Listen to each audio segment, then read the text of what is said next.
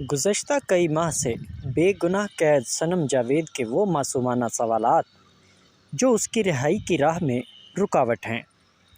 صنم جاوید کا جیل سے خط میں پوچھا گیا کہ کسی خاتون کی گندی جعلی تصویریں پھینکنے والے، کسی خاتون پر ٹائل چوری کرنے کا کیس بنانے والے، خواتین کو گندے گھروں کا کوڑا کرکٹ، ٹریکٹر ٹرالی اور اس طرح کے القابات سے نوازنے والے، کسی باپردہ خاتون کے پردے کا مذاق بنانے والے، کسی خاتون کی عدت اور نکاح پر پروپیگنڈا کرنے والے، اپنی سیاسی فائدے کے لیے ایک مسلمان کو یہودی کہنے والے، چھانگا مانگا میں لوگوں کو خریدنے والے، سپریم کورٹ پر حملہ کرنے والے، خانہ کعبہ میں جج کو رشوت دینے والے، پیٹ پھاڑ کر سڑکوں پر گھسیٹنے کی باتیں کرنے والے، اپنی بیٹی کے موبائل میں گندی ویڈیوز رکھنے والے، لوگوں کو بلیک میل کرنے والے، قطریوں سے تحفے لینے والے، آدھی راتوں کو تنظیم سازی کرنے والے، کس منہ سے اخلاقیات،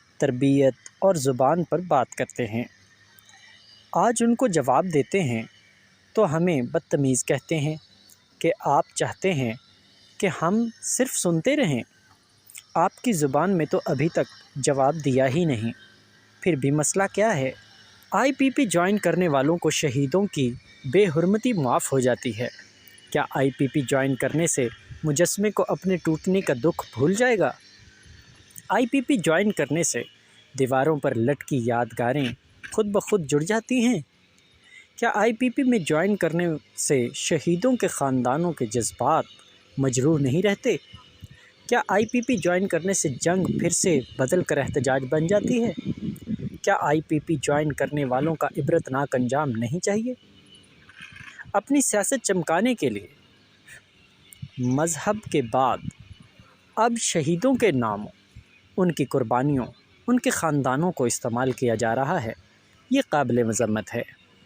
کہتے ہیں بولو مت، سوال مت کرو، جواب مت مانگو، خاموش رہو، اپنی حق کی بات نہ کرو، اپنی آزادی کی بات نہ کرو، اپنی پسند نہ بتاؤ۔ کیسے چپ رہیں؟ کیسے نہ ہنگامہ کریں؟ ہماری آزادی پر قبضے کی کوشش کی جا رہی ہے۔ ہم کوئی پراپرٹی تھوڑی ہیں جس پر قبضہ کر لو گے۔ گزشتہ کئی ماہ سے قید صنم جاوید کی وہ معصومانہ سوالات جو اس کی رہائی کی راہ میں رکاوٹ ہیں۔ جیل سے خط۔ آپ سب ہمارے عظیم قابل آئی جی پنجاب صاحب کو تو جانتے ہوں گے، جو اتنے تیز ہیں کہ چاہے دن ہو یا آدھی رات وہ اچانک کہیں نہ کہیں پہنچ جاتے ہیں۔ پھر اس اچانک دورے پر بھی وہ کیمرہ مین کو ساتھ رکھنا نہیں بھولتے۔ روزانہ یا تو وہ کسی کے گھر میں ہوتے ہیں یا کوئی نہ کوئی ان کے آفس ہوتا ہے، اور وہ فوٹو شوٹ پھر سارا دن ٹی وی پر چلتا ہے۔ اب سوال یہ ہے کہ اتنے لوگ شدید گرمی میں 2 سے 2.5 گھنٹے پیدل چلتے لبرٹی سے کینٹ پہنچ گئے، مگر تیز ترین آئی جی صاحب نہ پہنچے۔ کیوں کچھ لوگ تو اس قیمتی چیزوں والے گھر میں اندر تک پہنچ گئے اور تیز ترین آئی جی صاحب نہ آئے؟ کیوں آگ لگ گئی، توڑ پھوڑ ہو گئی، پر وہ نہ آئے؟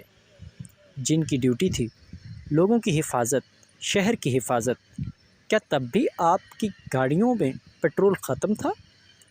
کیا فلموں کی پولیس کی طرح آخر میں آنے کا آرڈر تھا؟ اس دن کہاں اور کون سا ضروری فوٹو شوٹ کروانے میں مصروف تھے؟